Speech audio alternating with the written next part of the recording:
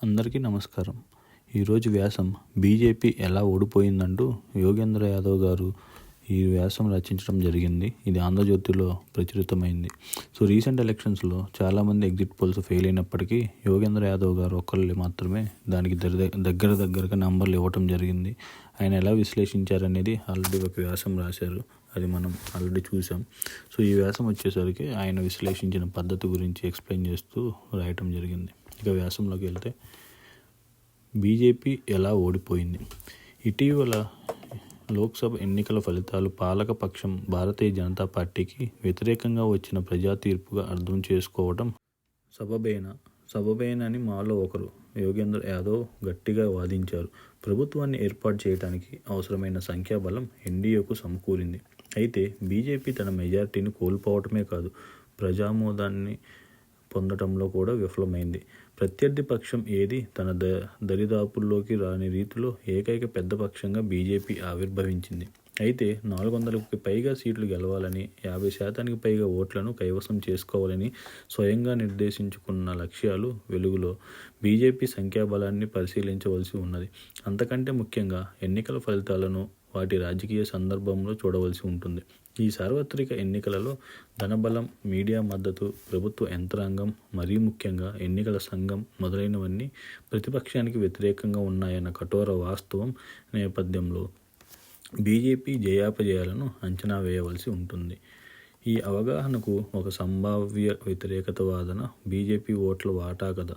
పాలకపక్షం ఓట్ల వాటా 37.4% నుంచి 36.6% మాత్రమే పడిపోయింది. నిజానికి ఇది ఉపేక్షణీయమైనది. ఒడిశాలో బీజేపీ ఆశ్చర్యకరంగా జయపతాక ఎగురవేసింది. కేరళలో పలు అవరోధాలను అధిగమించి తన ఉనికిని నెలకొల్పింది. ఆంధ్ర, పంజాబ్లలో తన ఉనికిని మెరుగుపరుచుకుంది. మొత్తం మీద దేశవ్యాప్తంగా తన ఉనికిని సుస్థిరపరచుకోవటంలో బీజేపీ పూర్తిగా సఫలమైంది. అన్ని రాష్ట్రాలలోనూ 2 అంకెల శాతంలో ఓట్ల వాటాను సాధించుకుంది. ఈ వాస్తవాలు ప్రాతిపదికన సార్వత్రిక ఎన్నికలలో బీజేపీ విజయం సాధించిందని ఆ పార్టీ మద్దతుదారులు వాదిస్తున్నారు. స్వతంత్ర పరిశీలకులు వారితో ఏకీభవించటం లేదు. రాష్ట్ర స్థాయి ఓట్ల వాటాలను నిశితంగా పరిశీలిస్తే పాలక పక్షాలు కొన్ని ప్రాంతాలలో ఓడిపోయి మిగతా ప్రాంతాలలో లబ్ధి పొందిన కాదని అర్థమవుతుంది. నిజానికి బీజేపీ పాలకపక్షంగా లేని ప్రతి చోట ఓటర్లు అక్కడే పాలకపక్షానికి వ్యతిరేకంగా ఓటు వేశారు. ఈ సార్వత్రిక ఎన్నికలలో 2 విభిన్న బీజేపీలు పోటీ చేశాయి. ఒకటి పాలకపక్ష బీజేపీ, 2 ప్రతిపక్ష బీజేపీ. పాలకపక్ష బీజేపీ ఈ ఎన్నికలలో తీవ్రంగా నష్టపోగా సవాల్దార్ బీజేపీ గణనీయంగా లబ్ధి పొందింది. పాలకపక్షాలు రాజకీయ ఆధిపత్య వర్గాలకు వ్యతిరేకంగా వేసిన ఓటుతో కొన్ని రాష్ట్రాలు బీజేపీ బాగా లబ్ధి పొందింది. అయితే బీజేపీకి దక్కిన ఈ లబ్ధి జాతీయ స్థాయిలో ప్రజా తీర్పు ఆ పార్టీకి వ్యతిరేకంగా ఉందన్న వాస్తవాన్ని పాక్షికంగా కప్పిపుచ్చిందే. దీనివల్ల బీజేపీ దీర్ఘకాలిక లబ్ధి పొందే అవకాశం లేదు. దేశవ్యాప్తంగా 3/2 నియోజకవర్గాలలో, ఖచ్చితంగా చెప్పాలంటే 356 సీట్లు బీజేపీ ప్రాబల్య రాజకీయ పక్షంగా ఉంది. రాష్ట్ర పాలక పక్షంగా లేని చోట్ల కూడా అది ఆధిపత్య పార్టీగా ఉంది. బీజేపీ ప్రాబల్య నియోజకవర్గాలు పశ్చిమాన మహారాష్ట్ర, గుజరాత్ నుంచి తూర్పు బీహార్, జార్ఖండ్ దాకా విస్తరించి ఉన్నాయి.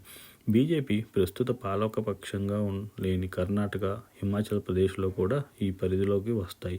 ఈ రాష్ట్రాలలో తీవ్ర నష్టాలను చవిచూసింది. దాని రాజకీయ గుత్తాధిపత్యానికి తీవ్ర విఘాతమే ఏర్పడింది. గత సార్వత్రిక ఎన్నికలలో గెలుచుకున్న 271 నియోజకవర్గాలలో 75ను ఈసారి కోల్పోయింది. అయితే మిగతా రాష్ట్రాల ప్రాంతాలలో 187 సీట్లు బీజేపీ పాలకపక్షాలు, రాజకీయ ఆధిపత్య వర్గాలు వ్యతిరేకత శక్తిగా ఎన్నికల గోదాలోకి దిగింది. అధికారంలోకి ఉన్న లేదా ప్రాబల్య రాజకీయ పక్షాలను సవాల్ చేసింది. ఒడిశాలో బిజు జనతాదళ్, ఆంధ్రాలో వైసీపీ, బెంగాల్లో తృణమూల్ కాంగ్రెస్ పార్టీని బీజేపీ సవాల్ చేసింది. ఇలా ఆయా రాష్ట్రాలలోని పాలక పక్షాలను సవాల్ చేయటం ద్వారా బీజేపీ లబ్ధి పొందింది. ఈ 187 సీట్లలో గతం గెలుచుకున్న వాటికంటే ఈసారి 12 సీట్లను అదనంగా కైవసం చేసుకుంది. మరింత ముఖ్యమైన విషయం ఏమిటంటే బీజేపీకి 6% ఓట్లు పెరిగాయి. ఈ మొగ్గు జాతీయ స్థాయిలో ఓట్ల వాటా తగ్గుదల 1% మేరకు నివారించింది. బీజేపీ ఓట్ల వాటా పైకి కనిపించిన దానికంటే అధ్వానంగా ఉన్నది. 2019లోనూ 2024లోనూ పోటీ చేసిన నియోజకవర్గాలు 399 ఉన్నాయి. వీటిలో 274 నియోజకవర్గాల్లో ఓట్ల శాతం బాగా పడిపోయింది. మహారాష్ట్ర, రాజస్థాన్, బీహార్, జార్ఖండ్, హర్యానా, హిమాచల్, పంజాబ్, జమ్మూ కాశ్మీర్లలో బీజేపీ పోటీ చేసిన అన్ని నియోజకవర్గాలలోనూ ఆ పార్టీ ఓట్ల వాటా తగ్గిపోయింది. యూపీలో 2 స్థానాల్లో మినహా మిగతా నియోజకవర్గాలన్నిటిలోనూ బీజేపీ ఓట్ల వాటా గణనీయంగా తగ్గింది. 20% పైగా ఓట్లతో గెలిచిన స్థానాల సంఖ్య 151 నుంచి 77కి తగ్గిపోయింది. బీజేపీ, కాంగ్రెస్ మధ్య ముఖాముఖి పోటీ జరిగిన 215 స్థానాలలో బీజేపీకి పడిన ఓట్ల పెరుగుదలను చూద్దాం. గత సార్వత్రిక ఎన్నికలలో ఈ నియోజకవర్గాలలో 90% పైగా కైవసం చేసుకుంది. ఈసారి బీజేపీ 153 స్థానాలలో మాత్రమే విజయం సాధించింది. 62 స్థానాలను కాంగ్రెస్ కోల్పోయింది. గత ఎన్నికలతో పోలిస్తే ఈసారి ఈ నియోజకవర్గాలలో బీజేపీ వ్యతిరేక ఓట్లు 5.5% పెరిగాయి. ఇది బీజేపీకి తీవ్ర పరాజయమని చెప్పక తప్పదు. బీజేపీ పాలకపక్షంగా ఉన్న రాష్ట్రాలలో ఆ పార్టీ పోటీ చేసిన స్థానాలలో దానికి వ్యతిరేకంగా పడిన ఓట్ల శాతం గణనీయమైన స్థాయిలో ఉన్నది. ఈ నెగిటివ్ ఓటు రాజస్థాన్లో 12%, హర్యానాలో 12%, హిమాచల్లో 13% మేరకు ఉన్నది. ఇదే రాష్ట్రాలలో బీజేపీ గత అసెంబ్లీ ఎన్నికలలో భారీ మెజార్టీతో గెలుపొందింది. అయితే ప్రస్తుత ఎన్నికలలో రాజస్థాన్, హర్యానాలోని కొన్ని ప్రాంతాలలో బీజేపీ పట్ల తీవ్ర వ్యతిరేకత పెరిగిపోవడంతో ఆ పార్టీ గణనీయమైన సంఖ్యలో సీట్లను కోల్పోయింది. ఉత్తరప్రదేశ్లో బీజేపీ తీవ్రంగా నష్టపోయింది. ఈ రాష్ట్రంలో బీజేపీకి వ్యతిరేకంగా పడిన ఓట్ల శాతం 6.8%.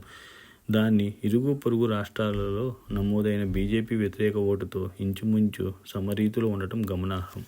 బీజేపీ వ్యతిరేక ఓటు బీహార్లో 6.9% మేరకు, జార్ఖండ్లో అది 7% మేరకు ఉన్నది. బీజేపీ ఓట్ల వాటాలో స్వల్పస్థాయి తగ్గుదల కర్ణాటక, అస్సాం, ఢిల్లీ, ఉత్తరాఖండ్లో చోటు చేసుకున్నది. ఈ అన్ని రాష్ట్రాలలో కర్ణాటక మినహా పాలకపక్షం తన సీట్లను చాలా వరకు కాపాడుకోగలిగింది. కర్ణాటకలో బీజేపీ వ్యతిరేక ఓటు కొన్ని ప్రాంతాలలో మాత్రమే కేంద్రీకృతమైనప్పటికీ బీజేపీ చాలా సీట్లు కోల్పోయింది. పాలకపక్ష బీజేపీని నష్టపోని రాష్ట్రాలు గుజరాత్, మధ్యప్రదేశ్, ఛత్తీస్గఢ్ మాత్రమే. ఈ రాష్ట్రాలలో ప్రతిపక్షం బలహీనంగా ఉండటంతో బీజేపీ లబ్ధి పొందింది. బీజేపీ ఓట్లను కొల్లగొట్టడంలో ప్రతిపక్షం పూర్తిగా విఫలమైంది. బీజేపీ ప్రతిపక్ష పాత్ర నిర్వహించిన రాష్ట్రాలలో పాలకపక్షాల పట్ల వ్యతిరేకత జాతీయ పాలకపక్షానికి సానుకూలంగా పరిణమించింది.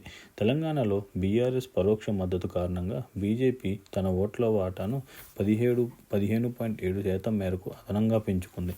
ఒడిశాలో 7% అదనపు ఓట్ల పెరుగుదలతో అత్యధిక లోక్సభ స్థానాలు గెలుచుకోవడంతో పాటు ఆ రాష్ట్రంలో అధికార పీఠాన్ని కూడా కైవసం చేసుకుంది. కేరళలో 3% అదనపు ఓట్ల పెరుగుదలతో ఆ రాష్ట్రంలో తన మొదటి లోక్సభ స్థానాన్ని బీజేపీ గెలుచుకుంది. తమిళనాడు, పంజాబ్లలో ఒక కీలక భాగస్వామ్య పక్షాన్ని కోల్పోయిన కారణంగా ఆ మాజీ మిత్రపక్షానికి అనుకూలంగా ఉండే సామాజిక వర్గాల మద్దతును బీజేపీ కోల్పోయింది. ఆ రాష్ట్రాలలో గతంలో కంటే ఎక్కువ సీట్లలో పోటీ చేసిన కారణంగా బీజేపీ తన ఓట్ల వాటాను మొత్తంగా పెంచుకున్నప్పటికీ విడివిడిగా నియోజకవర్గాలలో దాని ఓట్ల వాటాను స్వల్పంగా తగ్గిపోయింది. ఈ ధోరణి పశ్చిమ బెంగాల్ ఒక మినహాయింపుగా కనిపిస్తుంది. ఈ రాష్ట్రంలో పాలక తృణమూల్ కాంగ్రెస్ను బీజేపీ గట్టిగా ఎదుర్కొన్నది. అయితే ఓట్లలో వాటాలో 1.3% కోల్పోయింది. అసెంబ్లీ ఎన్నికలలో ఎదురైన పరాజయం నుంచి బీజేపీ ఇప్పటికీ కోలుకోలేదని ఆ ఓట్ల వాటా తగ్గుదల స్పష్టం చేసింది. భారతీయ జనతా పార్టీ ప్రజామోదాన్ని పొందిందా అన్నది ఈ సార్వత్రిక ఎన్నికల అసలు ప్రశ్నగా చెప్పి తీరాలి. 400కు పైగా సీట్లను 50%కి పైగా ఓట్లను గెలుచుకోవాలన్న లక్ష్యాన్ని బీజేపీ తనకు తాను నిర్దేశించుకున్నది. ఆ రికార్డు స్థాయి సీట్లు, ఓట్లు సాధిస్తాననే ఆత్మవిశ్వాసాన్ని ఆ పార్టీ పదే పదే వ్యక్తం చేసింది. ఎన్నికల షెడ్యూల్ను ప్రకటించక ముందే బీజేపీనే మళ్లీ విజేత అని సర్వత్రా భావించడం జరిగింది. ఆ పార్టీ శ్రేణులకైతే ఈ విషయంలో ఇసుమంత సందేహం కూడా లేదు. బీజేపీ ప్రత్యర్థి పక్షాల సంఖ్యాబలం గురించి ఎవరూ పట్టించుకోలేదు. బీజేపీ మిత్రపక్షాల సంఖ్యాబలంపై కూడా ఎవరూ శ్రద్ధ చూపలేదు. మోదీ, ఆయన పార్టీ కేంద్రంగా జరిగిన అధికారిక క్రీడలో ఈ అంశాలను యాదృచ్ఛికమైనవేనని భావించడం జరిగింది. బీజేపీ భవిష్యత్తుకు సంబంధించిన నిజమైన ప్రశ్న, పాలకపక్ష బీజేపీని ప్రతిపక్ష బీజేపీ ఎలా రక్షించగలుగుతుంది? బీజేపీ ఎదుగుదలకు ఆస్కారం ఉన్న రాష్ట్రాలు ఇప్పుడు ఎన్నో లేవు. వివిధ రాష్ట్రాలలో పాలకపక్షాలను సవాలు చేసిన రాజకీయ శక్తిగా బీజేపీ సమకూరిన సానుకూలతలు సుదీర్ఘకాలం పాటు కొనసాగవు. ఇది స్పష్టం. వెంటనే కాకపోయినా సమీప భవిష్యత్తులో కాంగ్రెస్కు పట్టిన గతి తనకు కూడా పట్టకుండా ఉండేందుకు దోహదం చేసే మార్గాలను పాలకపక్ష బీజేపీ కనుగొనవలసి ఉన్నది. పైగా నరేంద్ర మోదీ ప్రజాకర్షణ శక్తి క్షీణించిపోతున్న తరుణం ఇది. తిరుగులేని భవిష్యత్తును నిర్మించుకునే విషయంలో బీజేపీకి ప్రస్తుత సార్వత్రిక ఎన్నికలు అంతగా నమ్మకాన్ని, భరోసాన్ని ఇవ్వలేవు. ఇట్లు యోగేంద్ర యాదవ్. ధన్యవాదాలు.